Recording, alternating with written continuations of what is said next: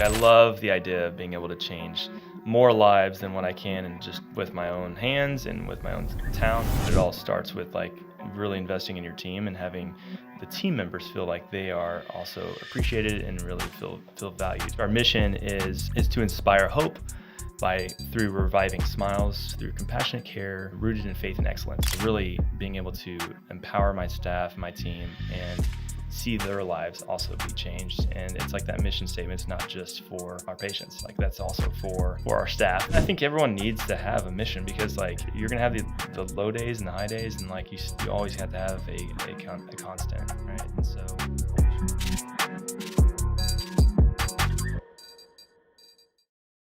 Welcome back to the Doers, the podcast where we dig into the real stories behind building, struggling, and thriving in dentistry. I'm your host, Dan Hall, and today's guest embodies exactly what this show stands for. People who don't wait for the perfect plan, who take unconventional paths and build something meaningful through action, discipline, and attention. Today's guest is Jacob Smith. He leads Exo Dental, a group making a real impact for patients who need full mouth reconstruction, which is some of the most complex dentistry. It's emotionally charged. It's a big decision. It can be life-changing. And these folks need more than like clinical excellence, which is super important during this time. They need trust, consistent experience, and a team that can deliver predictability. Jacob, welcome to the show. Appreciate you joining me today. And let's hear a little bit about your story. yeah, thanks Dan for having me. This is amazing. Yeah. So how did you find yourself in dentistry? I mean, you're doing some of these cases, like I said, that are really complex. You got this comforting way about yourself. How did you land there? Yeah, so my journey into dentistry was not necessarily atypical. I mean, I had some parents that were really pro healthcare and influenced me in that capacity. So going into dentistry was kind of predetermined for my life in a way. But landing on full arch specifically, was just kind of one thing led to another. I really enjoyed the surgical aspect of dentistry, and found that these patients, there's a lot out there that need this type of treatment. And so I found that this was kind of an underserved market in a lot of ways, and it's very rewarding just to bring somebody's smile back to life. No, that's amazing. So I just want to take a jump back. I mean, because it's really cool. We'll dive into the work you're doing and how you do this. And but so dentistry wasn't in the plan. So what was your plan? I get it. I'm probably one of those parents that's driving my child in a certain direction. What did you want to do? Man, I grew up in the stage of life where like video games were just like everywhere. And so I grew up as a gamer kid. I skateboarded a lot. I didn't really have a whole lot of determination. And so, at that point in life, I did lean on my the guidance from my parents. And so Okay. as I was going through schooling, I ended up, funny story, I actually dropped out of high school at 16, got my GED, and decided to go the atypical path of education, and went straight into college actually. But at that point, dentistry was always kind of like in the background. It was like, hey, you should be a doctor, lawyer, dentist, one of these, professions that you can count on long term. And so dentistry was actually the leftover choice out of my siblings. My oldest brother's an attorney, and the other brother that I have is a doctor. So naturally, I had to end up with the dental profession. And as I was going down that path, I was pre-dental, and I was like 18, 19 years old when I was accepted into dental school, because I started early. And I finally had like an awakening moment where I was like, I don't know anything about dentistry. Like, what am I doing? Like, maybe I should consider doing the thing that I know best, which is like gaming. And so I actually flew down here to Orlando, interviewed at a school to like do game development. And it didn't go over well with my parents. And at that time, and again, I was a kid. So like, I really leaned on their feedback, and so decided not to go that route. But that was like my one like rebellious moment as a kid, like I'm gonna do what I want. And so I came back, went to dental school, but I was a little bit, I had some resentment. Okay, to be honest with you, I was a little bit like, I don't know if this is really what I decided for myself. And so, kind of long story short, like I ended up going through the motions, became a dentist, and found that like if I'm gonna do this, I need to do it my way. And and my way was not like open a private practice, out of school and just like live there forever and live happily ever after. It was a little different, but I discovered that I did love like the business side, but that came later. So it wasn't right out of the gates. It was like, I need to figure out what I like in dentistry, and that ended up being surgery, and then eventually led to me opening up practices. Man, that's a really cool story. So you're 18, 19. Yeah. Get accepted to dental school. Yeah. Want to double check on that other option you had in the back of your mind that you wanted to do. Yeah. That's a really cool story. But also, too, like the thing I find fascinating about the whole thing is the high level of self-awareness. I mean, to be able to understand, like, hey, maybe I should check this thing out, bounce it off my parents, all right, see what their thoughts are, and then choose your path. Very cool. So as you think about EXO and you're talking about the process, because you said you like the business side. So when a patient calls into EXO, what happens that's different than that other practice that can do their full arch? Yeah. So, we had to do a full arch practice. There's a lot of systems that go into it. It's not just like, put your sign on your door and just anybody and everybody needs your service. So you can just treat, all ages and everybody in the neighborhood.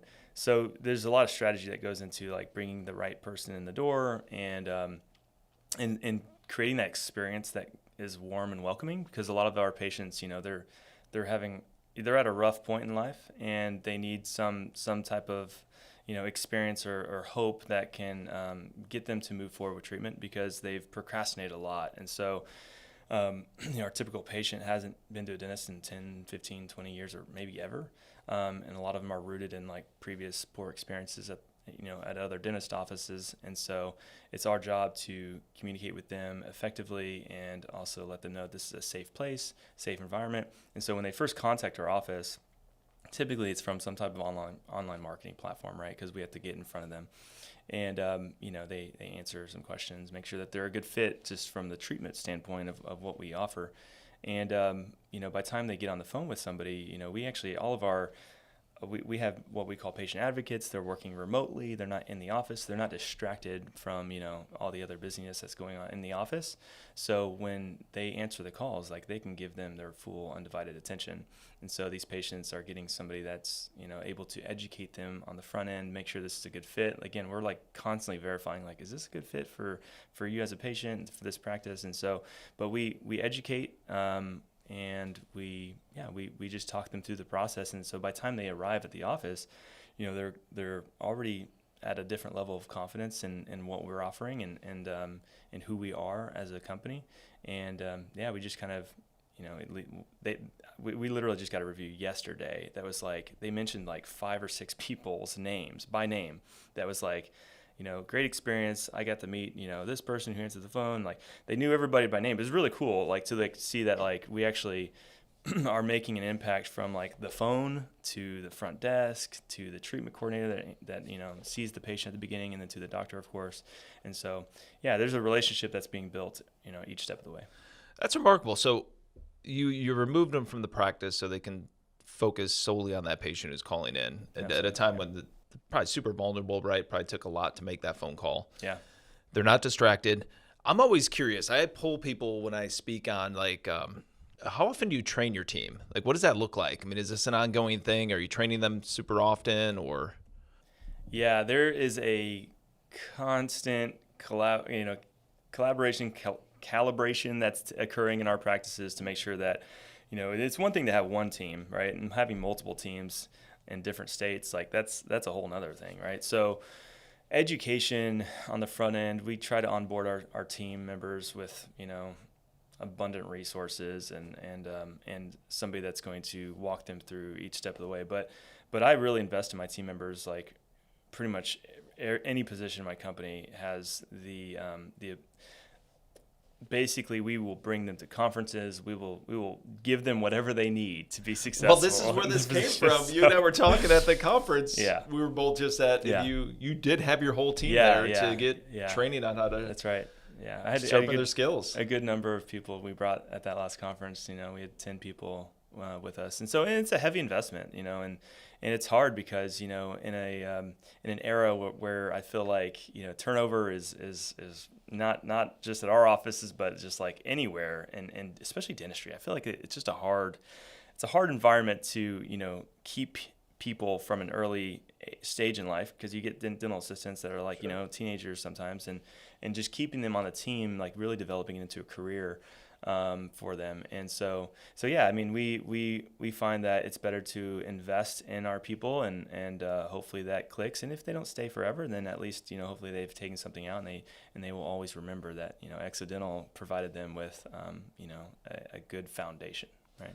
Oh, that's amazing. So no matter where, hopefully they stay, but hopefully put them in a little bit better spot for their next stop on the journey. Yeah, absolutely. And that leads to actually so one of our core values is purposeful growth. And that's actually one of the things that really excites me and drives me to even build a business, because I think it's really easy to, be like customer facing and centric, where everything's about the customer. And so I think it's incredibly important, but I do think that it all starts with like really investing in your team and having the team members feel like they are also appreciated and really feel valued. And so for me, like one of my big passions is to actually like find people who are really looking for a team environment where they can grow, and also somebody that's willing to invest in them, and really just unlock potential, because that's really exciting to see a young person or even an older person that just never was maybe believed in, and they just need that spark, and then they just become an amazing asset to your team. That is so cool. Yeah, I mean, I love hearing the the stories like that.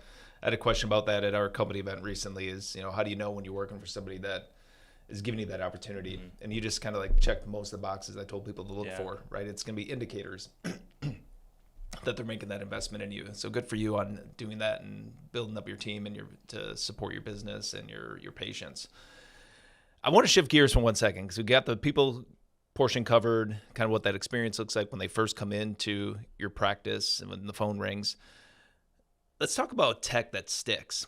What's your philosophy on technology? And I'm can't wait to hear your response, given how you wanted to go a different path. You wanted to go into tech, and now you're in dentistry. So what are your thoughts there? Yeah, what's really exciting about owning and operating a business is you do have the ability to invest in different technologies and systems and processes. And so we're living in a really interesting time where it's hard not to talk AI when you're talking tech. And so but it's interesting, because it's like you have infinite options. And so really trying to dial in like what is really absolutely needed. Because at the beginning I was like, I shotgunned it, and I just like, I signed up with so many softwares, hence why, CareStack was one of those softwares. And I made really great decisions early on and not so great ones. And I just kind of like had to figure out, like, trim the fat, like what's the stuff that's absolutely necessary for me. And some of it's not applicable anymore, because when we first opened, we were like, all in on insurance and certain things that we don't, we're more fee for service now. So it's like, we don't need the RCM platforms as much. And, as some of it we brought internally, like the whole call center side, we've played around with virtual assistants, and we've kind of come full circle on some of this stuff. But certainly, like there's, for every, part of our business aspect, we've considered a technology piece for it, Okay. So yeah. And the AI side, I think it's just really made, I'm